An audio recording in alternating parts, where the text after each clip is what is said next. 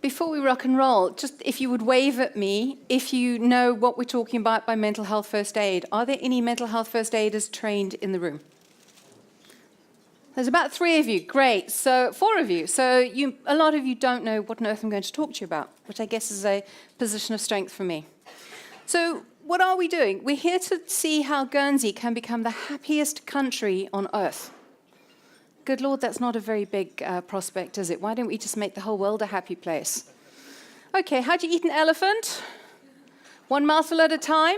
Guernsey is an elephant. Let's get eating the elephant. So let's look at what the importance of mental health first aid is. If I use the phrase, nope, we'll come back to that one in a minute. What is mental health first aid for starters? We teach you 3 things. We teach you the language, we give you some knowledge, and we give you some skills. That enables you to be a mental health first aider. That enables you to deal with a mental health issue at the point of where it's occurring. So when we do the course, the first session, we teach you what mental health is and what it isn't. We look at discrimination. We teach you what algae is, and we'll come back to algae in a mo. We teach you about depression and suicide. We learn lots about anxiety and stress. And anxiety and stress covers everything from eating disorders to self-harm, to what to do if someone's having a panic attack, to how to handle phobias. We then look at what can only be described as the heavy guns, because this is what we hear about in the media. Bipolar disorder, schizophrenia, and all the other things that they lump in there under the psychoses. Now, a lot of you will be familiar with physical first aid, as Mark referred to. The ABCs, airways, breathing, circulation, and every now and again they tuck in a D, and the D is to cover deadly bleeding or the need for a defibrillator, something going on with the heart. Mental health first aid isn't the answer, but it is definitely a part of the puzzle of the solution. This is Algae. This is registered to Mental Health First Aid England. And we teach you Algae, which is the 5 basic steps of mental health first aid. Assessing the risk of suicide and self-harm, listening non-judgmentally, giving information and reassurance. There's nothing about advice involved in this. It's information and reassurance. We encourage people to get appropriate professional help and encourage self-help strategies. The self-help strategies are so important because it takes so long to get professional help once you get referred to them by your GP. But what does the term mental health mean to you? If I use just the phrase mental health, what comes to mind? What do you think of? Is it positive? Is it negative? Is it neutral? Well, the phrase mental health is just a phrase. It's mental health. It's completely neutral. It's neither positive nor negative. Yet, what do we hear about most in the media? What do we hear about most on news reports, on seeing films, some incredibly fantastic films about mental health issues? But we're talking about a completely neutral phrase. So why is it that most of what we hear and associate is negative? This is a definition I really like, and I thought let's start from something that we can all get our heads around. Mental health influences how we think and feel about ourselves and others, and how we interpret events. It affects our capacity to learn, to communicate, and to form, sustain, and end relationships. It also influences our ability to cope with change, transition, and life events, and that's those lovely things like having a baby, or moving house, or experiencing bereavement, losing your job, finding another job, things like that.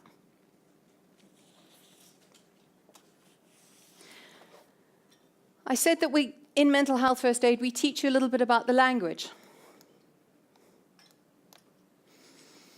We talk quite a bit about stigma and discrimination with various different exercises. So if we talk about critical or judgmental words and phrases, what thoughts come to mind? Often they're the very first thoughts you have when I said the phrase mental health. So you're probably familiar with an awful lot of these, and these are phrases that I've actually collected together in training the course. And some of them I haven't a clue where they come from. Noob, I have no idea. But in one particular community, that word meant something. it meant that the person was suffering a mental illness at that time. Some of them you'll be very familiar with: airhead, thick, stupid, retard. These are often phrases that come to mind when we talk about mental health. There are a couple of them, and that you probably have one or two that are very much local expressions. But for example, over on the Isle of Wight, the one under the clock, the mental health hospital in Newport used to have a large, tall clock tower. And if you were having a mental health issue at the time and happened to be consigned to that hospital, you were said to be quite literally under the clock.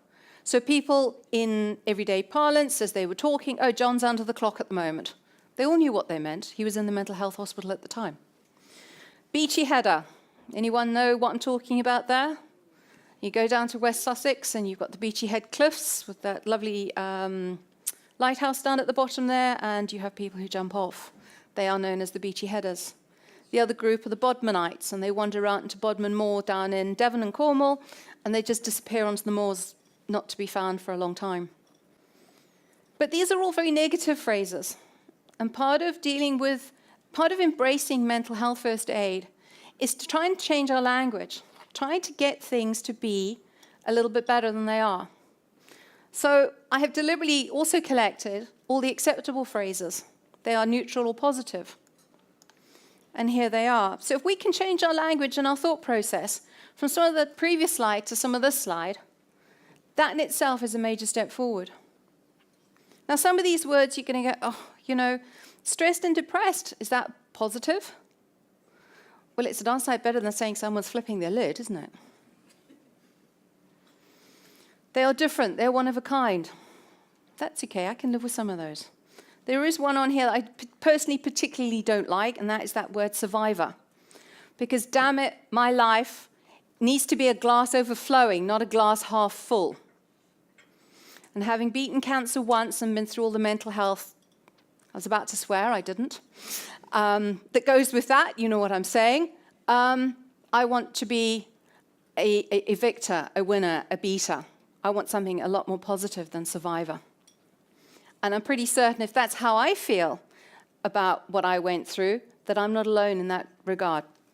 So those are the positive words. So one of my challenges today is for you to have a look at those words, pick one or two of them, get them ingrained in your brain, repeat them, and make them become part of what you say about or what you think about people who are having a mental health first aid issue at the time. Why do we do this? Because mental health has a massive financial cost. What does it cost if a middle manager is signed off due to stress, anxiety, or depression? And just for the record, stress plus anxiety plus time equals depression. Where do we get most of our stress and anxiety? In the workplace.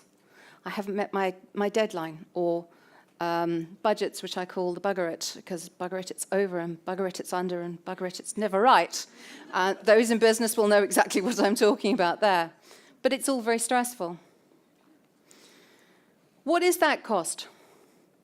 I've spoken to the HR experts, and they say that if you take a middle manager earning above middle income, so we're probably talking 35 plus commission as a salary in the year, replacing them, if they are signed off due to a mental health issue, is somewhere in the region of £30,000. And we're talking middle managers, smallish companies. Now, if we multiply this over large companies, with lots of people being signed off due to stress, anxiety, and depression, what's that bill? It's huge. Can we afford that? Do we want to waste our money in having people signed off when it's much easier, much cheaper to keep them working and get them the help and support they need? And we can do that through mental health first aid. In total, mental ill health costs the UK economy 70 billion per year. Is that a small amount of money? You know, could you write a check? Can anyone here write a check out for 70 billion? Mental ill health is the third biggest cause of absenteeism in the workplace. That's the guys who just aren't there. Or it's the sales rep who's so stressed out because he's not meeting his budget that he's parked in a car park somewhere and having a snooze or a quiet mental breakdown because he just can't face going back to the office today. He'll deal with that tomorrow. Absenteeism could be the guys who take more than one duvet day or too many duvet days. So it's expensive. 15.2 million workdays were lost in 2013 due to stress, anxiety, or depression. Do a quick calculation here, 15.2 million. If this is a UK-wide figure, the population of the UK is around about 63 million. Of that, about 30-odd million are working. That means that, hang on a minute, 30 million are working and 15.2 million days are missing. That means half of them have taken one day off due to stress, anxiety, or depression. Half the population taking a day off due to those? Can we not deal with this? Yes, we can. Presenteeism.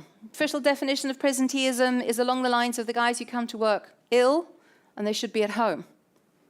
The ones who come to work ill and, for example, spread their flu germs or cold germs around the office, the guys that we love to sit close to, pardon the sarcasm, they're costing our economy 1.5 times as much through working time on top of absence. Again, where are these figures? Can we afford them as a nation? Can you afford them as an island? I challenge you not. I heard last night that apparently they're struggling to balance the budget here as much as they are elsewhere. We can save money if we can deal with the mental health of our staff, our people. Mental health problems are common. Now, you may cast your mind back to when you were a child and you heard mother talking to Auntie Jo and all the children were suddenly chased out of the room. Go outside and play, John. Go outside and play, Mary. And we all knew full well the mum was talking to Auntie Jo about, Uncle Fred flipping his lid or Great Aunt Jemima doing her thing, because it was a mental health illness that they were discussing at the time. And if we look around our family and our friends and our colleagues and in our community, you'll realize that there's actually an awful lot more of it. We just don't talk about it. So if we take 1 person in 4 will experience some form of mental health problem in any 1 year. Now, yes, that a lot of people say, that stat goes back to 1991. Well, they redid it a couple of years ago and realized there was no need to change it, because it is still 1 in 4 approximately.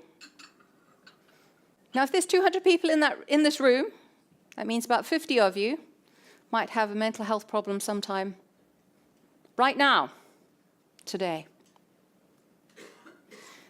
Take this a step further. At any given time, 1 in 6 working-age adults have symptoms associated with mental ill health. Simple things like sleep problems, fatigue, lack of mojo, loss of libido. But they don't meet the criteria for a diagnosis. A further 1 in 6 working-age adults experience diagnosable mental health problems, such as depression, anxiety, etc., at any given time. Now, if you add all that up, 1 in 6 is about 33 1/3 of us. I'm not too sure about the third. We'll let them off the hook today. But if 1 in 6 is 33, so there's probably 33 people in this room who have got symptoms, but not quite bad enough to be diagnosed. There's a further 33 of you who probably have the symptoms and probably need a diagnosis. But what do you do about it? Bottom line is you need to talk to your GP. That's where we start. So what I'd like to put to you is this, is that if we can address the cost of mental health issues in the workplace through mental health first aid and reduce presenteeism and absenteeism and people being signed off due to mental ill health, the funding will be available. Businesses will be a happier place. People will work harder. There will be more taxes paid into the fiscus. Then the people who really do need the help and the medical profession will get the help that they need. And those of us who don't, because we've dealt with it sooner and earlier and faster, won't be gumming up the system. So that is the challenge. I can't offer to take any questions at this point, but if you would like to know more, I have a box full of business cards down there, and several of us have put lots of information on the side table. So I'd like to invite you to help yourself take notes about the courses and the flyers, and grab me later if you'd like to have a chat. Thank you very much.